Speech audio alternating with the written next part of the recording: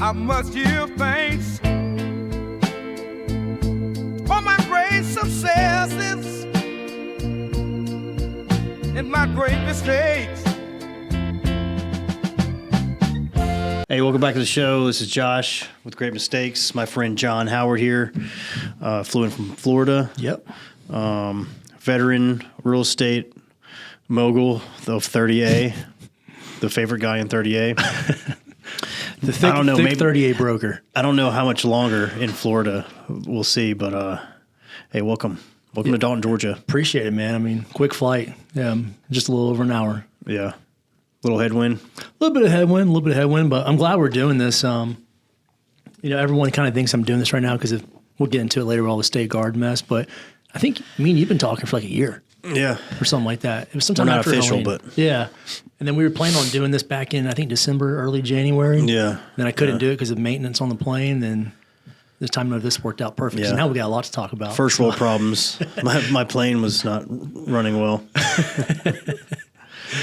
Fuck, man. Yeah. Well, welcome. Yeah, we got a lot to chat about. It's a weird day again. I feel like every time I do a fucking podcast, it's right after some crazy weird news cycle shit. Like, obviously, ICE, right, is the thing now. And then I had that It's video everywhere. about fucking Charlie Kirk got killed.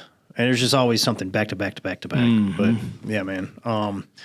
State Guard, Florida Guard, SMU stuff. Tell us about that. Like, what's the makeup of that, and how does it function? Man, so What you can say. no. So State Guard's awesome. Like, especially for the SMU side. Yeah. That's what I'm in, the Special Missions Unit. So you got to be either a prior SOF operator or you got to be a SWAT guy. Right. And it's the best thing in the world. I mean, you got everything from Green Berets to Raiders to PJs and CCTs and Delta Force guys, and you have a lot of experience. So now you have all that on one team. And actually, the first mission we did was Hurricane Helene. That was the very first thing we ever did. And we kind of showed the capabilities with the state. Even the state was kind of like, I don't really know what you guys are going to do, but like, show us what you can do. I mean, we were, clearing airfields, helicopter pads. So you get this really just unique group of individuals that's really, it's a lot of fun. It's a lot of good stuff. Do a lot of work with, law enforcement, other state agencies. And then you also have like your aviation division. Cause we have 3 Blackhawks, 2 Hueys, I think 5 fixed wing to include a King Air with ISR capabilities. So like they do a lot of great stuff, but what's going on in the news right now is, all the drama, because of, a really bad actor who's the number 1 guy in the State Guard.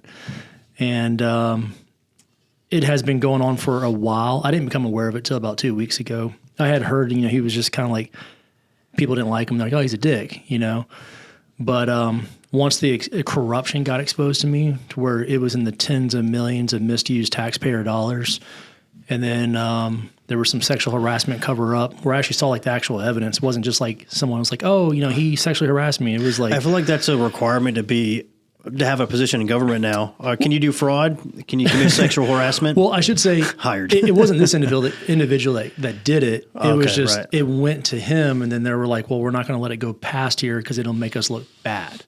It makes the command look bad, right? And then there was just, the guy was using state aircraft for his own private pilot's license. And he was actually pulling aircraft that were dedicated to a mission to then use it for himself. And all this was being reported up the chain of command. Well, the guy above him wouldn't let it go past him because he goes direct to the governor. And then all the commanders, which got together, and they filed an IG complaint. And then from that point, it was just retaliation against the commanders. They were just getting fired one after another for just whatever excuse they could pull up. They fired our commander, who had just got like some type of state-level leadership award. I think it was back in July or something. Of course. So they basically just start removing anyone to show like, if you talk out against us, we're going to do it. So Against the fair. we try to go the appropriate channels. So my command sergeant major was Green Beret. Another guy I was telling you about that was Delta guy. He was Green Beret. Yeah. And who had a personal connection with the lieutenant governor, who was a Green Beret. So it was like Is that Mike? What's his name? Mike Pin. I can't say his last name, but I call him Mike P. Okay. I can't pronounce his last We name. can edit anything. You just tell me. Pectera or something like that. I can't pronounce it. Great guy. So you would think like, oh, we got a lieutenant governor as a Green Beret. Of course he's going to listen to us. You know, we had that direct connection. He did. He listened to the command for an hour. He was like, I'm going to look into it. And then he went to that high level at Delta Green Beret and was like, hey, tell me what's going on. And because this guy actually helped him out with some campaign stuff. This guy's super connected. As he went as far as to set him up on a fast rope on a like a little bird. Yeah. Give him his whole little content and all that. So he's like, hey, what's the temperature? What's going on over there? Guy tells him. And then for whatever reason, Jay Collins then goes to the director who is the problem. And was like, hey, let me tell you what this guy said. And then the retaliation started on there. And it was like, give him a letter of a reprimand. I'm like, you're going to give a guy from Black Hawk Down? I think it was a letter of counseling, not a reprimand. I was like, you're going to give a Black Hawk Down volunteer a letter of counseling? Like, of all these guys. Like, this dude, he's got 4 Purple Hearts.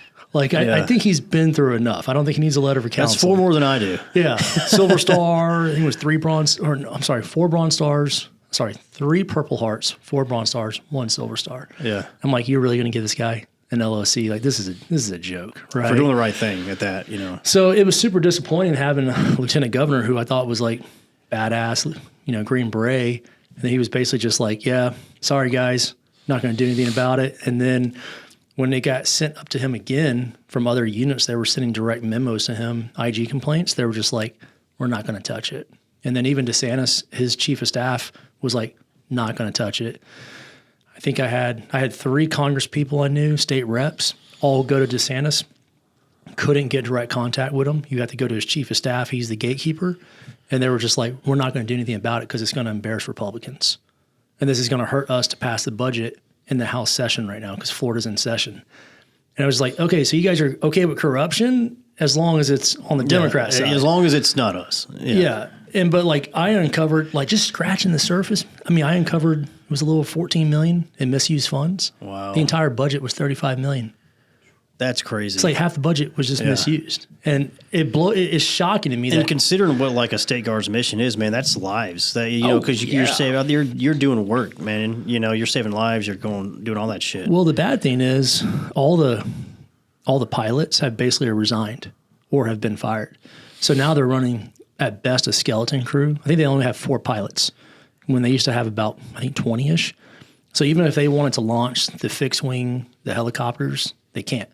They only got enough to run 2 Blackhawks, and now they have no instructor pilots because he just resigned, so they can't recertify their requirements. Dude, as sad as it sounds, this reminds me of like a partner force in like the Middle East somewhere where like you automatically like all that half the money's like just frauded away, and then people quit, get fired all the time. It's like sounds like the same shit. Yeah, like, and it just sucks because I said like it's literally the best thing that's ever happened, and we've done so many good things.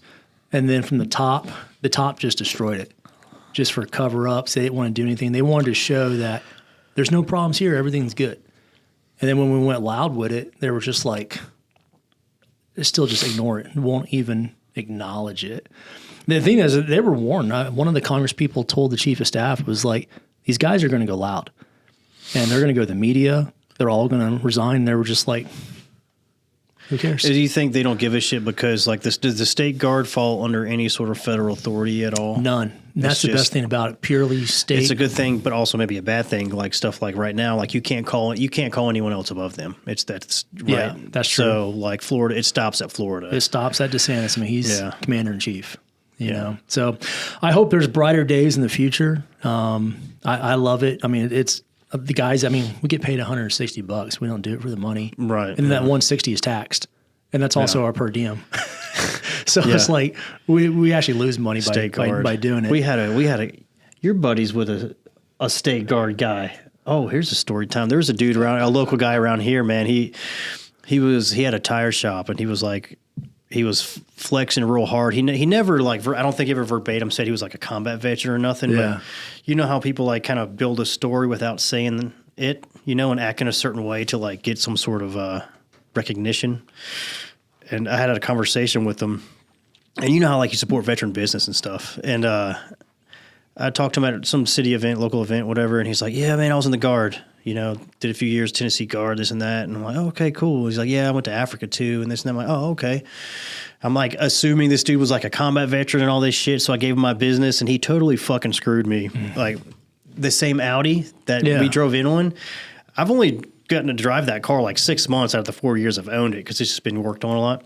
He was one of the guys that had it for like a month and a half, never fixed it, never turned a bolt on it. Piece of shit. He ran for, what did he run for? Coroner. Which, come to find out, is a very important position in local government. And they carry a weapon, all kinds of shit. And they have like arresting powers for certain things. It's fucking weird. But this cat was like a total fraud. And he's like just got burned for like check fraud, all kinds of shit. And he was a state guard guy. Wow. I'm not surprised, man. There's so many fraudsters out there. Like so many. And so many with a veteran title. That's why people are like, people are like, oh, you know, we're veterans. And I'm just like, some of the worst people I've ever met in my life. Dude, everyone in the who military. fucks, dude, yeah. Everyone who fucks me over that I'm like, is a fucking veteran, you know, SF guys, you name it. Oh, yeah. Like, because like civilian friends that have like never done anything military government, they're just like, oh, wow, like every military guy is just the highest integrity and the most honest and patriotic. And I'm like, you'd be surprised. No, it's like we steal shit from each other. Yeah, most of them join. And we live together. That's what veterans do. Most join because they had nothing else to do. You know, like. I remember my dad told me he was in the Navy and he was like, well, you know, in the military, if you steal something, you write your name on it. It's technically not stealing. It's yours now. I was like, just write your last name on it. It's like, that's who you're hiring when you're hiring vets. So you got to go a step further, you know. I fired more veterans from my company than civilians when I had it. Yeah.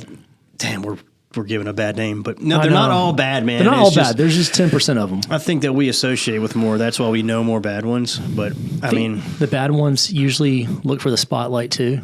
So they get put out in social media more, you know? So they're highlighted more. Because the really good ones, they don't even have a Facebook page. You're not even going to know about Right. Yeah. I mean, dude, I didn't put like, at first, like I wanted to get a little bit of following, had SF in my bio, and then I took it out for, I don't know, a year and a half. And then I'm like, I might have this guy on, hopefully, or schedules keep fucking. You know, do you follow TCAV, the SEAL? He was like he was a SEAL team guy, and then he was a Legionnaire, like French Foreign Legion. Oh, he's all tatted up. Yeah. Dudes, fucking love that guy. So, anyways, I was talking to him about it. I was like, man, I'm thinking about putting it in my bio. Should I do it? He's like, fuck yeah, dude, do it. You know, he kind of talked me into it. I had to talk to a SEAL to see if it was cool to brag. Yeah. You know, typical, right? So, I watched his episode when he was on Anti-Hero. Yeah. Because I was real curious. I was like, this dude was a SEAL and French Foreign Legion. Yeah. And I was like, that's pretty neat, wild. man. Yeah. Yeah, he got locked up and did some things too. So, like, we talked about that because, you know, I went to prison. I was locked up for nearly a year and then became a Green Beret. So it's kind of a unique story too. So, like.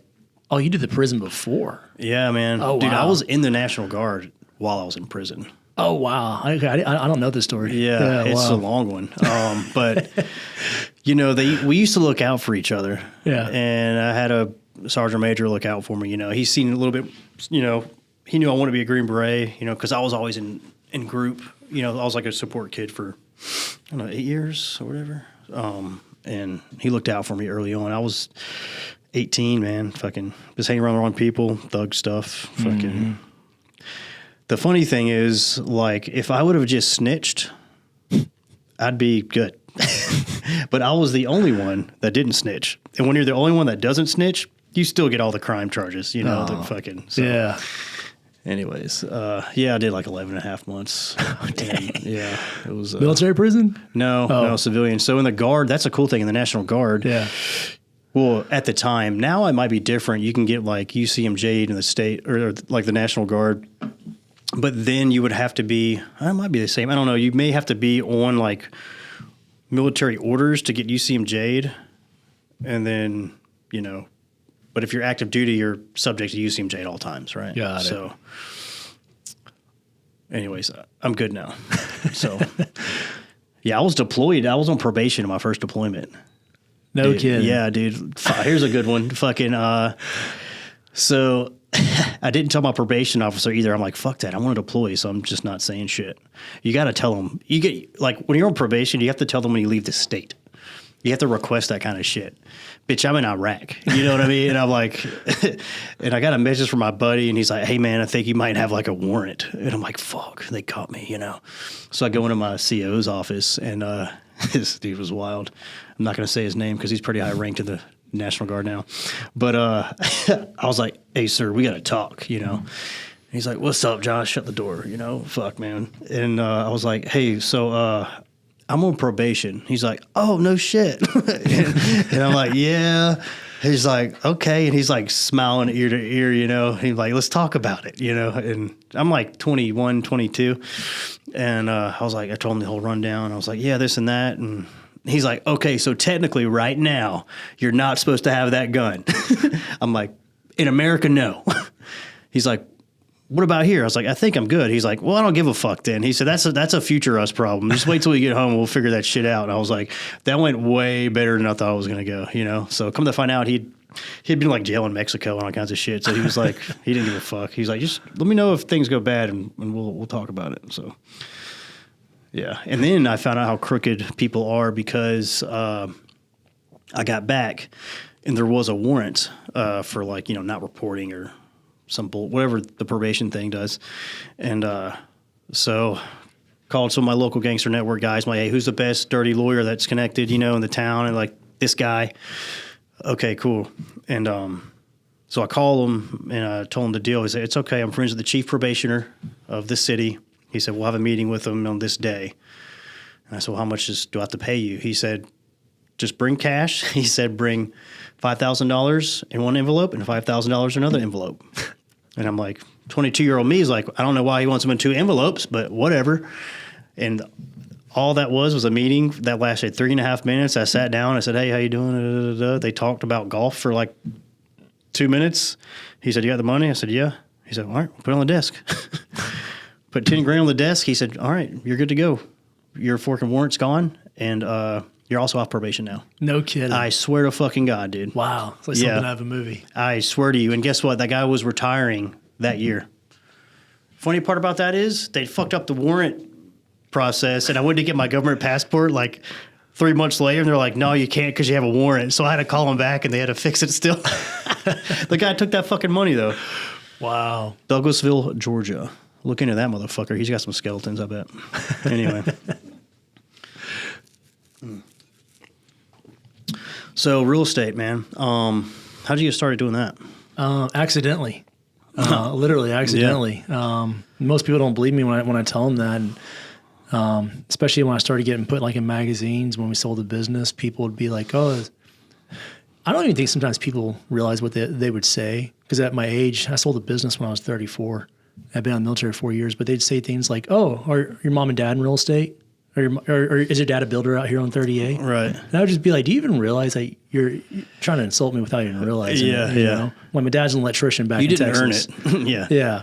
Well, that's what you want to hear because that's because you couldn't do it. That's what you want to hear. You want to hear my dad was the developer, mommy was a whatever, CEO, Fortune, whatever. But, you know, mom doesn't work, dad's an electrician. I was actually raised in the barn in Texas till I joined the military.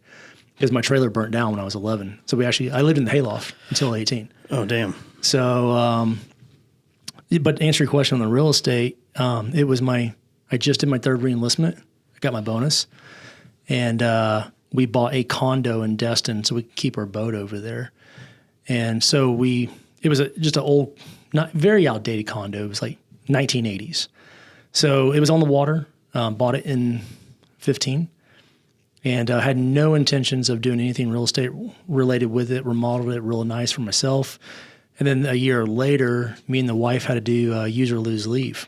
We had a bunch of leave saved up, so we were taking 30 days of vacation going out to Italy. So the guy that owned the condo below me was doing Airbnb. And he would pay me like $50 to go like reset the Wi-Fi router because he lived like 30 minutes away. And he would just be like, hey, John, can you go like reset the Wi-Fi router? I'll pay you like $50. And he would just straight like PayPal me $50. I'm like, you're gonna pay me $50 to walk downstairs, unplug it, plug it back in. Simple little things like that. I did it 43 times today, dude. Oh, I did a lot. He'd be like, hey, I got a low battery notification on the doorknob. Can you go down there and like change it out with some AA? I'd be like, I'm like, this is great, you know? Yeah. So when I told him hey, I'm going over to Europe for 30 days. He goes, what are you going to do with your condo? Because I was leaving in July. And I was like, I'm not going to do anything with the condo. He was like, if you rent that condo, you'd make $2,500 a week. Here I am at E5, and I'm like, dude, that's like $2,500 a week. I mean, that's what I'm making, like, not even that in 2 weeks, making like $4,000 a month. Yeah. And he's like, throw it up on like VRBO and TripAdvisor. It'll rent. So I tell the wife that. She's like, nope, I don't want no one in the condo. Don't want to deal with it. My wife said the same thing. People will break your house. It's the only time I never, the only time that she'll admit I was right.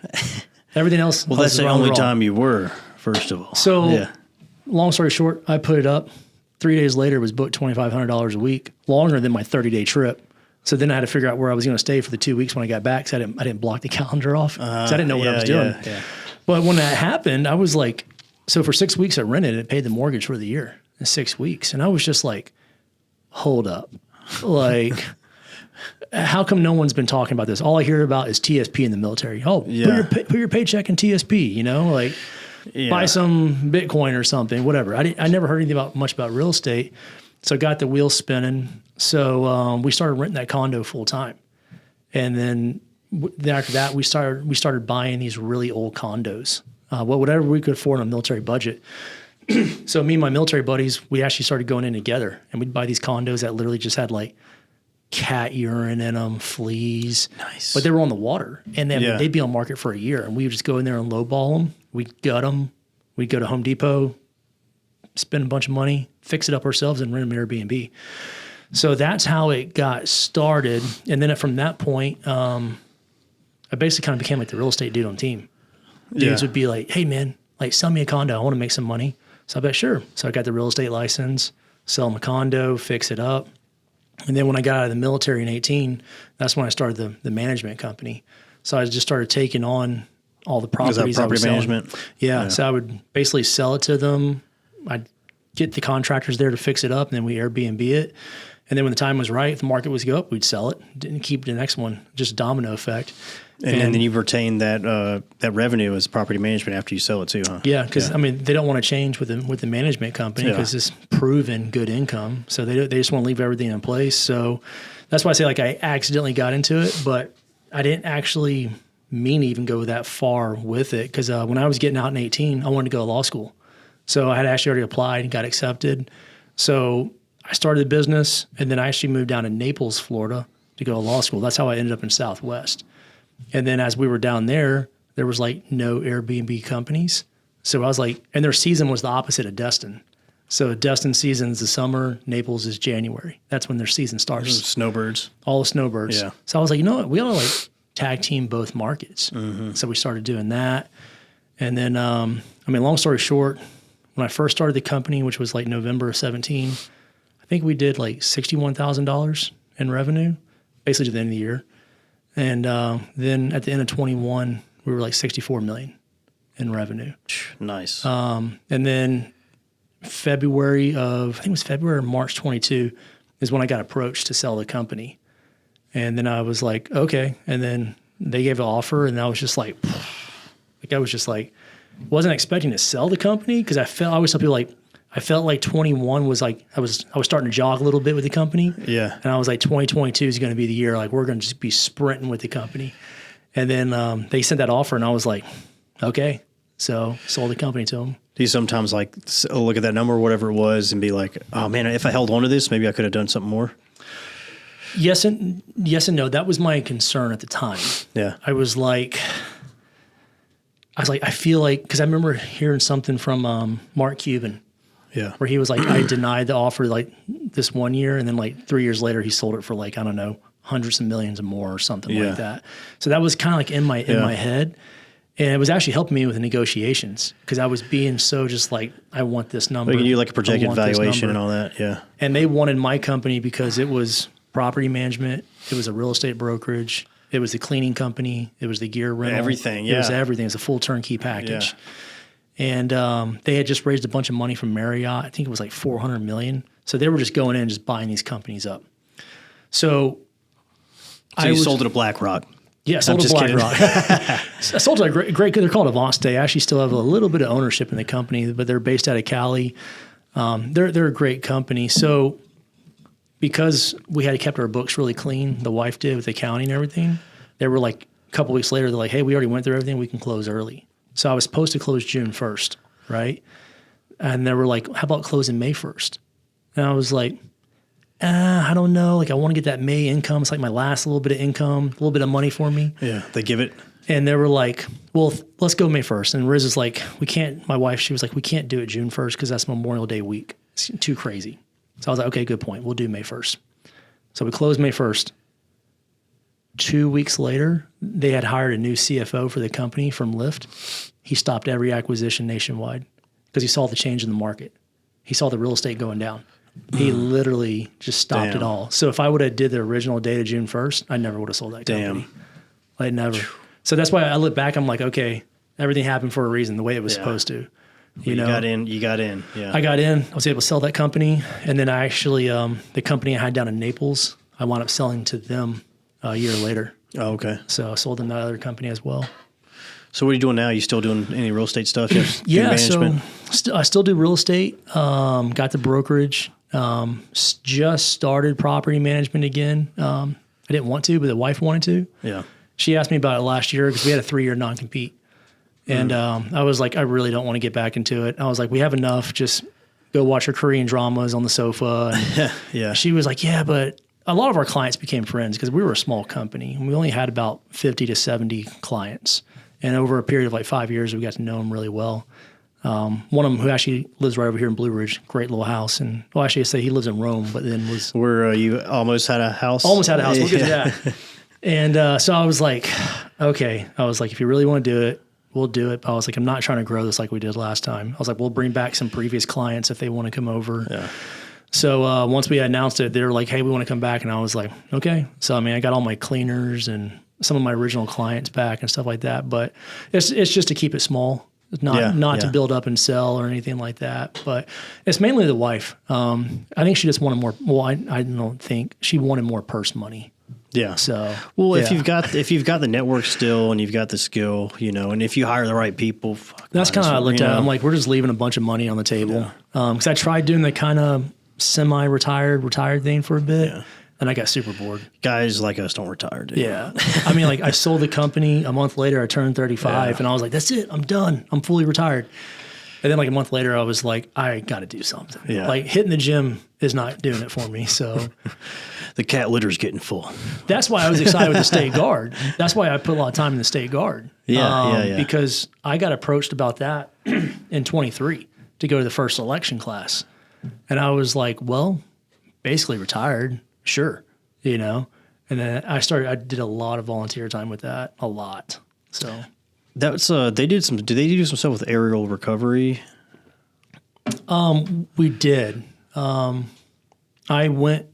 originally went with aerial recovery to North Carolina. Okay. So I did the state guard for Helene in Florida. And then my buddy Charlie Keyball, he was a tall guy that was with me out in North Carolina. He was a TAC-P. He was like, hey, do you want to fly up to North Carolina tomorrow?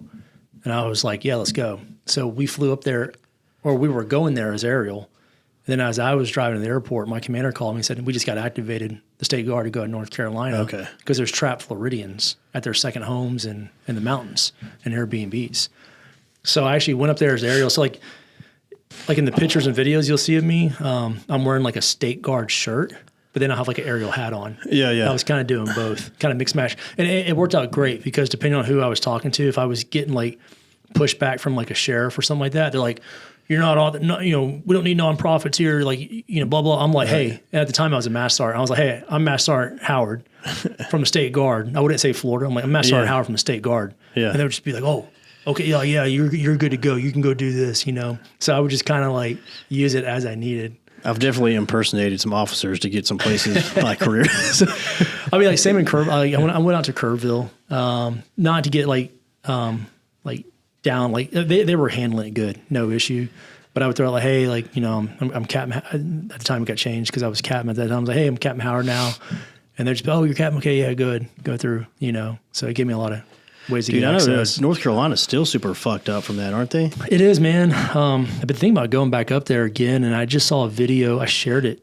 It was yesterday. This lady was filming, and I think it was the Burnsville area, or Banner Elk, and I was shocked to see how in the rural places they still haven't really got a lot of help. I mean, just Yeah, it isn't like don't a lot of them have trouble with water and like basic services and stuff. basically just living like little homemade hooches out there. That's crazy, man. You know, This is America. Yeah, and this is America.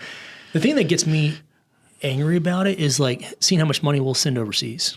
Like we're still giving the Taliban $40 million a week. I'm like, okay, first of all, why are we giving $40 million a week to the Taliban? How about $40 million a week to North Carolina? Dude, give it to me instead. Well, anybody, but This is why I'm so against taxes. I mean, I'm always against taxes. Yeah. And I wouldn't mind if I knew, if I said, hey guys, we need a 5% tax on Americans because here's exactly where the money's going in America. But it's just like, okay, you're giving $40 million a week to the Taliban and have for years. And then people in North Carolina are living in homemade wood huts in the freezing snow. dude, that's the thing, man. Like you could, if I could, like everything they give, they pay for. I probably agree with 0.004%, but I have to pay 38, whatever fucking bracket that I don't know, whatever, you know. Fuck that. It's crazy. Why would you ever not try to find a way to tax? My goal every year is to find a way to pay no taxes. Yeah. Through some type of write-off, investment, depreciation. And the thing is, a lot of people don't realize, like, our tax system, tax code is designed to really help you, the end user, if you find someone that can navigate that shit. You know, there's like a million ways to legally and ethically not pay an exuberant amount. You know, this actually opens the door to a perfect thing. I always say it's one of my greatest mistakes. It goes perfect with this podcast. Yeah. Whenever people ask me like, hey, I'm starting a business, they want some business advice, I always say my biggest regret is not hiring a CPA and a wealth advisor when I first started. Because CPAs are cheap. Yeah. They're not expensive. But the first 2 years of my business, I was like, I can just do this myself. I'll save money by doing this. Not knowing I could hire a CPA for like $150 a month just to like look at the books. Yeah. You know, and it cost me a lot of time, a lot of money. Whereas like the CPA would give me all this tax advice to where he was literally paying for more than paying for himself. Like, hey, this is how much you're going to be taxed at the end of the year unless you do X, X, X, X. Right. And then I'd be like, oh, that's great. Now I'm not paying taxes. You know, I'm going to give you an idea. Like when I sold the company, 2022 was a good year for us. Everything I had, my tax bill was like $2.4 million. And I was like, there's no way I'm giving Nancy Pelosi $2.4 million. Like her stocks are going to fucking go to the moon, dude. No way. I've got one of those accounts where it follows Pelosi tracker? Political tracker. Yeah, political tracker. Yeah, I've got Pelosi, dude. I'm up like 60% with that thing. Yeah. Yeah. So even, this was a lesson I even learned in 2022. All I had was a CPA. I didn't even have a wealth advisor. Yeah. So my CPA was like, well, look, this is now kind of beyond my basic knowledge of like, go buy a 6,000 pound vehicle, you know, do this. Let's do, I forgot the study on a commercial property or a property to get higher depreciation. So he's like, we need to hire this wealth advisor guy. And that's why this guy came in and was like, put money in this, you'll depreciate everything. And basically, even with a mistake that my CPA did, we got the tax bill from like 2.4 to like 115, 120. Like all the way down. And it was all legit, legal, all good to go. And that money got reinvested actually into real estate through like government, like special programs and stuff like that. Yeah. But it was just like, that's why I always tell people like one of my biggest regrets in business is not hiring a CPA and a wealth advisor to basically guide you from when you're young. And then when you start making money, like you can properly use it to invest. Because I mean, those couple of years when I was running just with my CPA, I was still probably paying somewhere between like 50 to 80,000, which I was fine with. I was like, oh, this is great because my tax bill maybe was going to be like 300 or 400 and he would get it down. But I'm just thinking like, man, over that period, like 4 years where I'm basically paying $50K a year, what else I could have done with that money? Yeah, I'm at the point now to where I'm really going to start fucking some shit up if I don't get a CPA. Because you know what I mean? Like, it's like I'm starting to hit that growth, you know, and I'm like, oh man, like they might get me, you know, if I don't do it right, you know. Dude, and the thing is, it's so complex. It is. It changes too. it'll fuck you up if you don't get somebody to do it for you, you know? It's true. And it's every year it changes. Yeah. The taxes, everything. So like for everyone listening out there, CPA, wealth advisor. I'm telling you, if you don't do that. And if you want to sponsor the pod, just fucking hit me up. Yeah. If you can crack my tax case, you're good. Yeah. Because I mean, I'll tell you, like we got audited probably 6 months before we sold the business. Worst timing ever by the state. But you did good. No, it was a mess. Oh, no shit. Because I'll tell you how the audit goes, and people think they're just like, oh, well, I don't have the receipts, whatever. You can't. No, this is how the audit goes in the state. They look at your bank account for the last like 4 years, and they say, okay, Fuck. we see at the end of each year you had X amount of dollars, right? Let's just go simple math. We found $100 in 4 years. That was your total revenue, $100, right? And they're like, it's on you to prove to us this wasn't earned income. So if like me as a management company, I'm like, okay, well, majority of that is going, that's rental Expenditures payments, you know, X amount is for expenses, X amount is payroll for employees. And you have to prove that to basically show like, okay, well, the only thing I should be taxed on is like $20, not $100. But it's on you. If you don't provide those receipts, they'll tax you on that full amount that they see. The full amount. No matter what. Yeah. Yeah. So it's like a year process. Back and forth. Because then you'll send this and then they'll come back and like, oh, okay, well, you're saying you only owe this amount, but we actually went back and looked at everything. You actually owe this amount. Did you hire a tax attorney to make no, sure like our CPA did it. okay. I offered to hire a tax attorney, but the CPA had, said he'd done it. So we didn't do that. Cool. But it's a mess.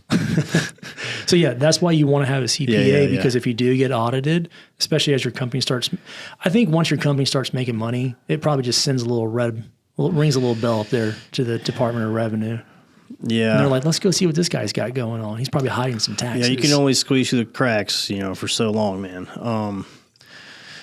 But real estate shit. So the market's kind of fluctuated. Do you feel like it's getting kind of stable right now, the past year or so, or how do you feel? Yeah, it depends on the price point. Yeah. So like the luxury market, let's go with like 5 million plus. Mm-hmm. Never changed. Never changed from COVID or like it just, those people are so wealthy, it doesn't affect them. You know, whatever's happening in the market, the economy, they're just like, they're buying a house for like $5 or $10 million cash. They're not even financing it. Right. Where the market between like that, let's say like 800 and like 4 million, usually that's being financed. And that market took a hard hit, like a really hard hit, because especially like on the investment side, if you're looking to buy a $3 million house on 30A and the interest rate's 8.5%, it's not going to cash flow.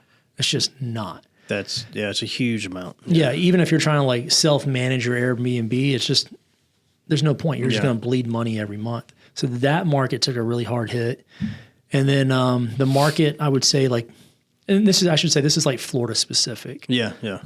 But the market like 700K below has always been fine because it's like, okay, well, are you going to pay $3,500 a month to rent? Or are you just going to buy this house for $500K and pay $3,000 a month in a mortgage?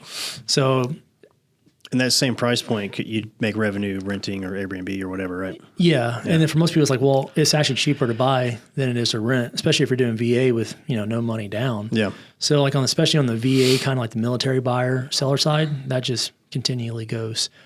Commercial has never slowed down. Commercial, especially like in the Destin area of Florida, there's so minimal of it, never slow down on that. But that I'd say like 700 to like 3 million, that's where you saw like a lot of big hits and then a lot of massive price deductions. Guys trying to sell a house for 3 million, can't get nobody for a year, might sell for 2.5, 2.2, something like that. So if you were to, let's say you were just a regular old Joe and you wanted to start some property investment, you wanted to maybe flip houses and your budget is $500K from the bank. What would you do with that? Buy the crappiest property you can. That's what I did. Would you try to look for low price, high repair, or somewhere like size? What you want to do is exactly the playbook I did. So like I was buying these really bad condos that were just in terrible condition, but the condos nearby were selling for a high price. Look at the comps or So like at that time, those condos were going like $300K, and I was picking them up at 200. So I knew if I just put a little bit of money into it, 20, 30K, I got equity, right? Yeah. Whereas most people, I would tell people this all the time when I'm shopping with them, they're like, no, I just want to buy something turnkey right now. Like, you can buy it turnkey. Yes, you can rent it starting tomorrow. Yeah. But you have no equity in it. Right. You're not creating equity. You're not creating equity. So you always want to buy basically the worst condition property that you can find on market, because that's how you can negotiate. Because even those condos I was looking at, people still wanted like 270, 260. And I would literally be like, here's 200, here's 205. And they'd be like, absolutely not. And then I'd be like, okay, that was my best and final. Okay, we'll take it. Yeah. And I had to go in there and put, 25, 30 grand into them, but now they're worth 300, plus. Right. So yeah, for anyone that doesn't have people starting out in real estate, whatever, just go buy a junky property, fix it up. I even still do that today. If I can make a good profit on it, I'll buy it. I bought this one condo, or not condo, I bought a commercial office, which commercial office really goes kind of underlooked, because most people think commercial, they're thinking like large warehouses, big office buildings. Right. Look at the little one little single offices, because big investors aren't looking at that because they're cheap. They're not making enough return. So real example, I bought this office for, I think, $180,000. I only put like $10,000, $12,000 into it. And I was using it as my real estate office. And then I sold the business. So I was like, okay, well, I don't need it no more. And I sold it. I think I made $100,000 flip on that, like even with the remodeling. And I only owned it for 9 months. So I was like, in less than a year, I straight up like actually netted $100K from it. Well, I mean, the price per square foot for renting a commercial also is like way bigger usually compared to the price per, like renting per square foot is way higher than the price to buy per square foot compared to like a residential, right? Yeah. And then that office, same thing. It was very outdated. Yeah. It had like brown carpet, brown paint on the walls. Like, it was just like very gloomy. And we basically just went in there, put down LPV flooring, painted it white, remodeled the one bathroom it had, LED lights, and boom, it was easy to sell. Walls, floors, bathroom. So like $180,000 is a lot more affordable for someone to be able to attain, fix it up 10, 12 grand, and then go flip it, So there's a lot of ways to, jump into real estate. You don't have to have $1 million. I mean, I did all my stuff as an E5 budget, me and the wife. We're both E5s. So it's attainable for anybody who wants to do it, but you got to buy the properties where you can build equity. And then time on market too. That's one thing, because I flipped a few houses, and which I did like a live and flip, and I learned the hard way that if you have the help, you can do this shit yourself. Yeah. If you don't, you should not, because you might lose some time. Because like the last one I did, I had a house in Tennessee, and I just I took too long working on it. I was working a shift, and I would get off work on it, and like do this thing. But and I had it way too long. I was trying to do everything myself because I'm fucking stubborn. I may have hired a guy to do floor tile in the bathroom, but that's it. And I'm like, if I do this again, I'm going to put a chunk, buy a house in cash, pay contractors to get it done in fucking 30 days to do a flip, and then just get rid of it. Yeah. And that's the way to do it. That is the way to do it. When I started, it was basically just me and the wife doing the remodeling. Yeah. I'd always hire the tile because I couldn't cut tile. Right. And the plumbing and electrical for code reasons. But we would do most of it ourselves. Yeah. When I say most of it, I'm talking like demolition, scraping popcorn ceilings, paint. But over a period of time, that would take us 3-4 months. Whereas if I could have hired someone, but I just didn't have the money to be able to do it at the time. Right. Like if you had the cash. Because I was literally maxing the credit cards out. Yeah. Like we'd go to Home Depot, Lowe's, we'd load up the truck, I'd buy everything I need, then we'd go back, run through all those supplies, then go back to Lowe's, Home Depot, buy whatever we need, bathroom vanities, whatever. Yeah.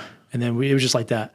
And then once the rental season came around, it's like, okay, we could pay the credit cards off, So. Yeah, I didn't lose my ass totally with this last one. I think I broke even really with what I spent because I've been working on it so long.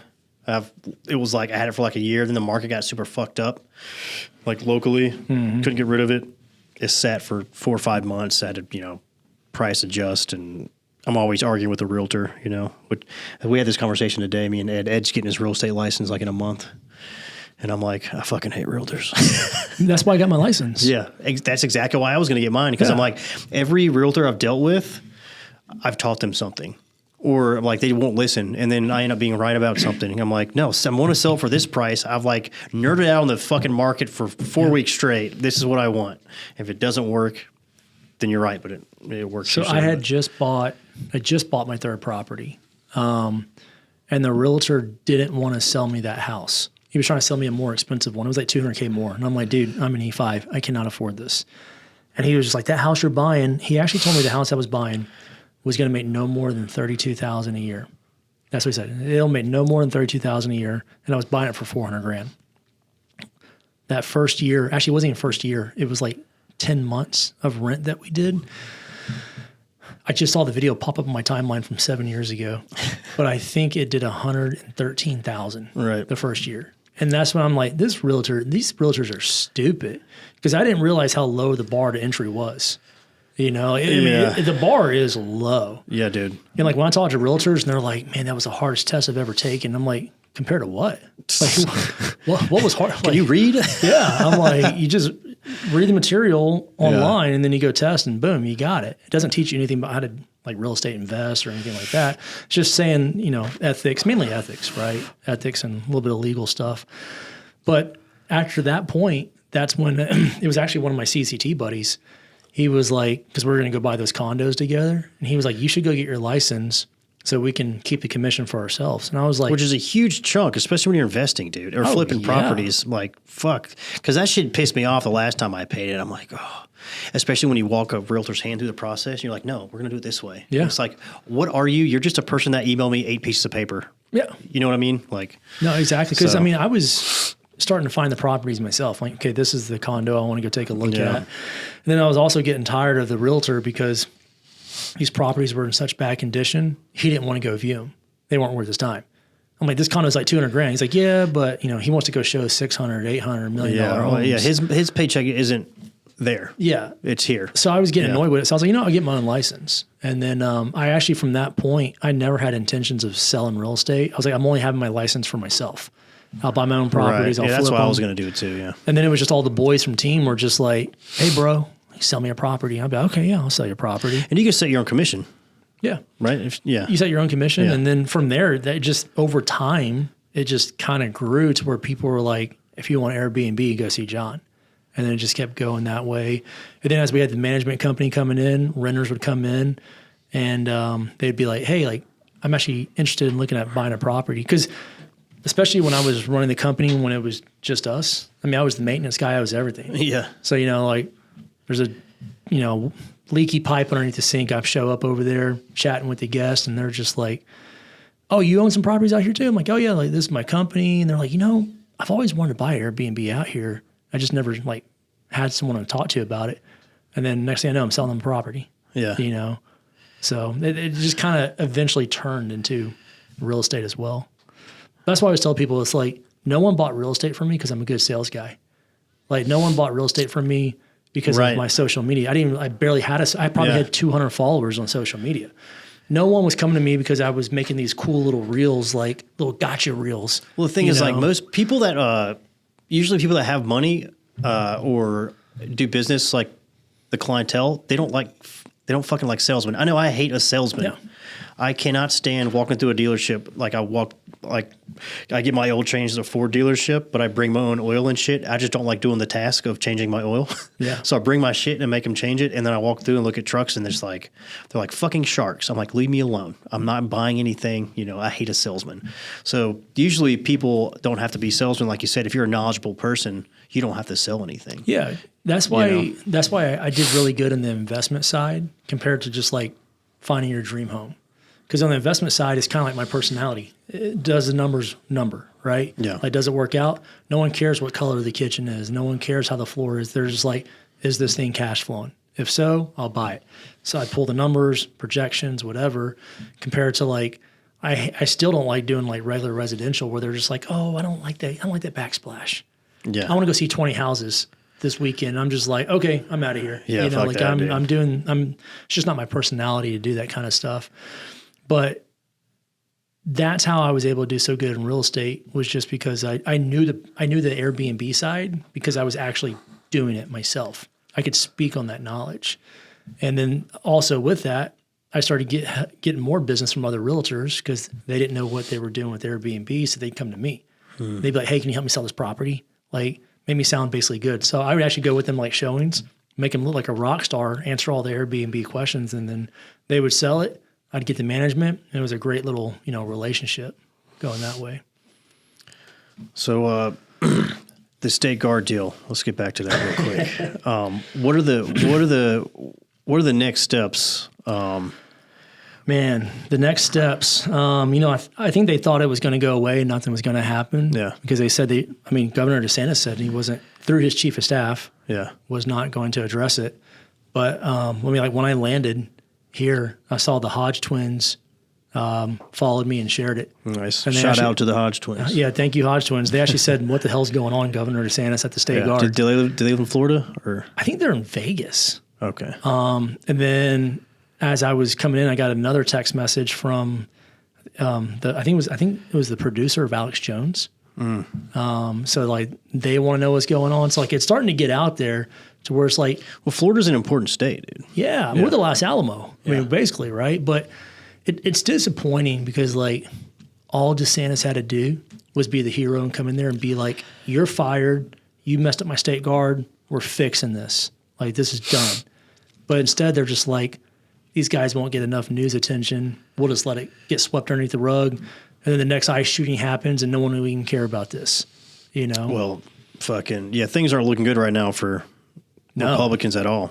I mean, dude, we're starting to see some, speaking of what the fuck's going on, some dudes, some women on the news really talking out of their side of their cheek. You know what I mean? The Republicans have been a huge disappointment this past year. Oh man, it's like every time something good happens, they just shit their pants and something bad happens. It's always funny if I criticize something on the Republican side, someone in the comments will be like, "Just a typical Democrat," And then I go look at I'm like, "Bro, you have tits. Do I look like a Democrat? Look at you." Yeah. Like, I don't care what the party is. I'm still going to criticize anyone. 1,000,000%. If you're wrong, you're wrong. If you're corrupt, you're corrupt. That's what America is, bro. Like having the ability to call out your own party or whoever you may align with. I'm pretty centrist, maybe libertarian most days, but I tell you what, and especially with the being military and whatever, I work with a lot of LEO and all that stuff. A lot of my friends, we've discussed this recent event, and that dude was straight up fucking murdered, man. That guy is, even if there's a reason why he did it, the bigger picture is, you know what? Like, let's say we treat this ICE thing that they're doing as a mission, okay? If you're going in and trying to do some surgical thing, you're doing it wrong, right? They're staying on the target way too long. They're doing way too much. They don't have proper cordon. They're just out there doing shit, soaking the area with their presence, and it's not going good. It's time to leave. Like I would bring my dudes back, let the political atmosphere cool off, and maybe start again next week or something. Whereas I feel like right now they're just like foot on the gas no matter what. Protesters come, we fuck them up. Some of them deserve it, Do this to you, Joshua. What's up? We have 2 batteries for this middle camera. Yeah. Are there any more of these on the charger? Don't know. Sure. Look in my office. We had more batteries for the side cameras than we did the middle ones. Just don't have a little bit. Off our big dog. You're good. Are these still running? The middle one's still running. Oh, middle one is? Anyways, back to action. Yeah, so fuck ICE. No, I'm just kidding. I think they've outworked their scope of capability, and they don't really have the wherewithal to understand the political environment that they're dealing with right now. And smoking a dude and smoking a chick the week prior is not looking good. No, it's not. I get asked my opinion on this a lot. Yeah. Right? Even some news. I've been giving mine like a motherfucker, dude. Yeah. People are just like, "What do you think about this? Should they shot? Should they not?" Honestly, I tell them this, like, I don't really care, but they put themselves in that situation. Like, both sides are going full gas.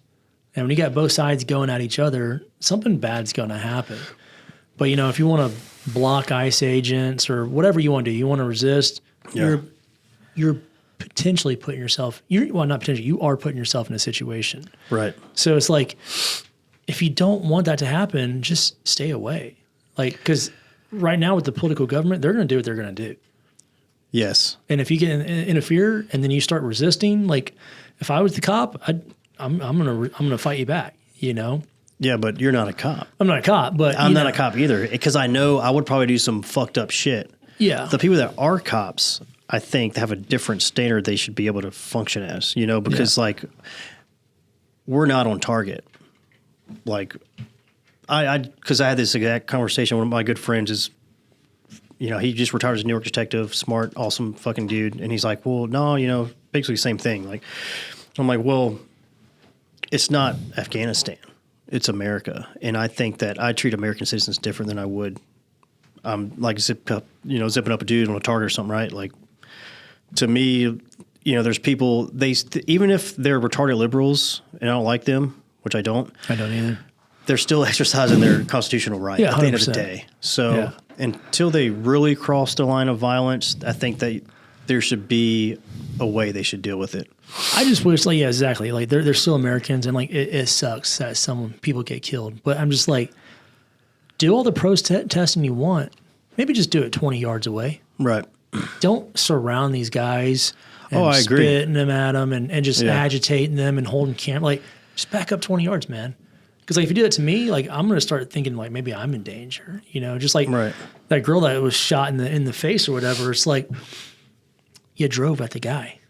And you can argue anything you want. You could say, well, he wasn't in immediate danger, this, or that, right? But it's like, okay, why were you there? Why were you there in your vehicle in the street? At the end of the day, that was your choice to put yourself in that situation, and it didn't work out for you. Sucks that you died. I hate it. You know, you thought what you were doing was right, but like, there's going to be consequences for your choices. That is one way to say it. My argument is that you train yourself to draw a pistol less than 2 seconds. You can also train yourself to not stay in front of a car.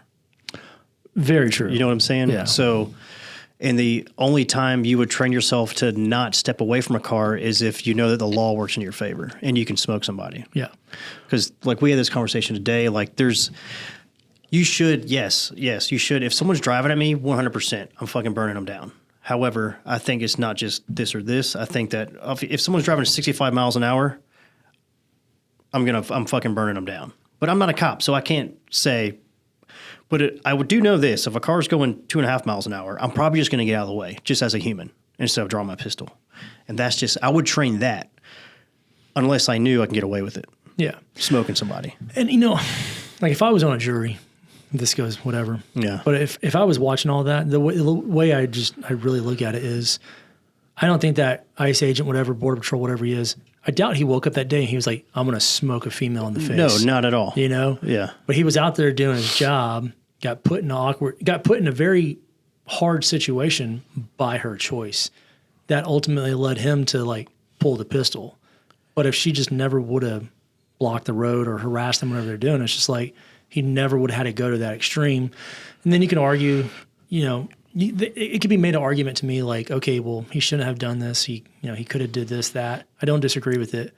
But like, if this was going to be like a murder trial, I'd be like, I can't find this guy guilty for being put in that situation. See, I wouldn't find him guilty either, because the thing is, that's the way the system is designed. Yeah. Like they're trained as a law enforcement officer that if someone does this to you, you can kill them. You should kill them to protect your life if you fear for your life. Whereas if you change the protocol, you know, to, okay, if they're within 10 feet and they're going 2 miles an hour, don't train to draw your pistol, train to step away. Yeah. And if that's your first thought, 2 people might have lived instead of just 1. Yeah. You know what I mean? Like, because I mean, like for the state guard, a big part of our training was trying to change the mindset of the guys. Like, hey, this isn't a hit.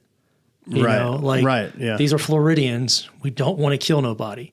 So as we're training like full mission profiles against like rioters, protesters, and we would do that, it's like just because someone has a AR, you know, strapped to their front, like we're not going to burn that dude down. Right. You know? So like it was a lot of de-escalation, but it was a really big mindset training that to get guys out of like, we're not doing a village clearing. Yeah, not everything is CQB. Yeah. You know? And the whole idea is to never pull the weapon because, like, it is our own statesmen. Like, we don't want to do that to them. Yeah. You know, and I will say this, though, with that whole ICE thing, I wish it was better handled for sure, right? It definitely seems like the top leadership is not controlling the bottom. I think they should do a lot better of a job, but call me conspiracist. I kind of feel like this is what they want. Just talking to one of my friends who was out there, he's like, everything seems very like man-made, like where they're grouping. Like a movie set.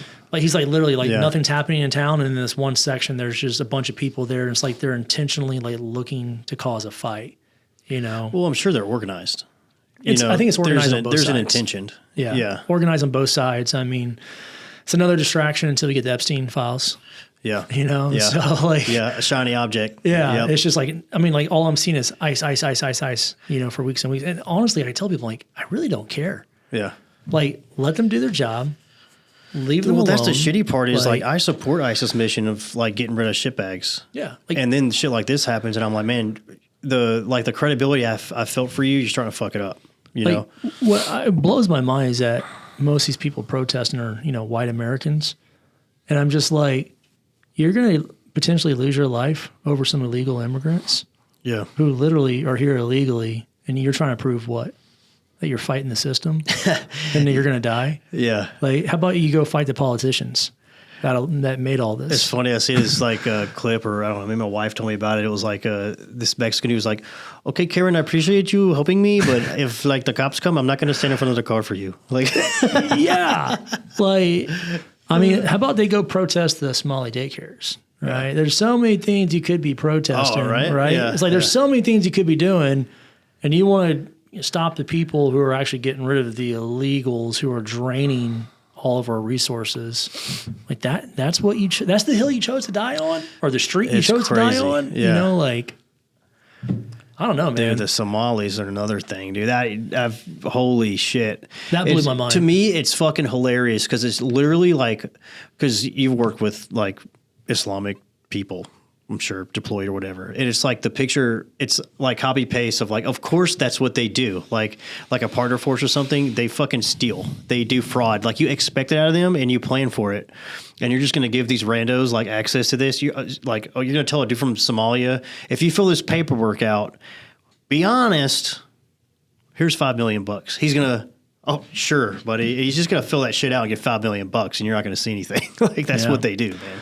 That's where it's like, man, life is choices. Yeah. It's like you could be protesting in freezing Minnesota, or you could be scraping popcorn ceilings in your next flip. It's like the choice is really yours. What you want to do?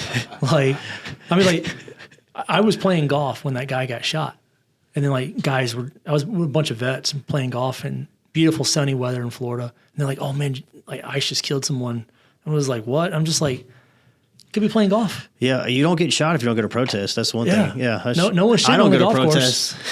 No one's shooting on the golf course. And I'm There's just still like, no kings here. like I said, I'm going to pick and choose. You know, risk reward. Yeah. What hill I'm like? I have to be very passionate about it for me to come out to want to fight against it. I just didn't like what I seen, man, and I'm just like, fuck. There's got to be a better way. Like you can't have the foot on the gas the whole time, all the time. It's embarrassing. You gotta find a route. You know. This is why, you know, me and the wife are always looking at maybe buying like a second home overseas. We really like South America, specifically Uruguay. Like Uruguay is amazing, but it's like wherever over there, it's like so much more relaxing. Oh yeah. None of the news drama. I don't see it. I don't hear it. You know, my algorithm's different on social media from being in a different country like Japan or whatever. And I'm just like, man, it's so much more relaxing over here. Like it's just not being shoved in your face with, you know, dude, sometimes I'll fucking I'll control my algorithm. It sounds weird, but I'll like right wing things for a few days. So I get all that and I'm like, let me switch it up. And like, if I see some liberal shit pop up, I'll like try to like on that stuff just to like changes. It will like switch the perspective that I get. It's the fucking weirdest thing. It works you. It works you though, man. Yeah, no, I've tried to change my algorithm a lot. Most of my algorithm is like bird photography or carnivore recipes, like specifically desserts for carnivore recipes. Yeah, and I just send it to the wife. I'm like, can you make this cake? What's for that me? Like? Breast milk. Mostly milk powder, eggs. I mean, whatever. I don't know. She makes some good donuts, making like carnivore donuts. Like a carnivore donut? Yeah. I didn't know you could do that. And I just sent it to her all day. So I know my wife makes a fucking killer tres leche, dude. It's fucking, I don't know if that's carnivore, but could be. Potentially. Close on that middle one. Cool. We'll wrap it up here. Okay. I'm all cracked out on caffeine, but man, I'm glad you came out. It's good talking too. to you. Yeah. We got a lot of shit off our chests. That's cool. You got to make that list for me of the guys I got to find in Florida, and we'll start. I'm just kidding. Just kidding. Ron DeSantis or whoever. All right. Well, Appreciate it, bro. let's get you out of here, get you back to the airport. Let's get some peptides before I get out of here. Yeah, let's get some research peptides. Boom. Nothing's FDA approved, by the way. So if anybody's selling you shit at a clinic, anyways, I'm glad you came, bro. Appreciate it, man. Yeah.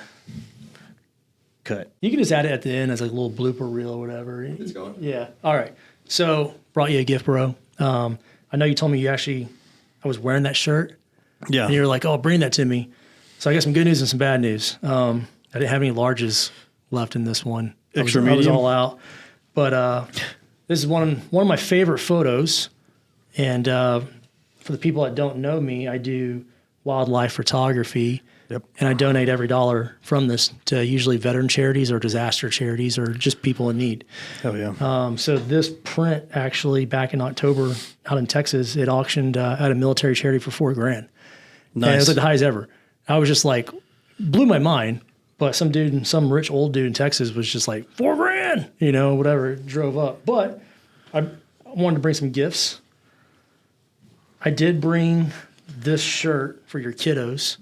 Nice. I had a small size, but I got you a little coffee mug. I love my coffee Sweet. mugs. My coffee mugs are super popular, and they're cheap. And then this is the one I'm actually wearing right here.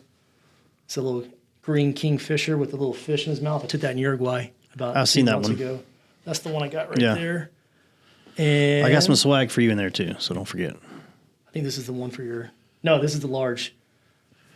This was actually the one that got me kind of noticed. I took that in Chile about a year and a half ago.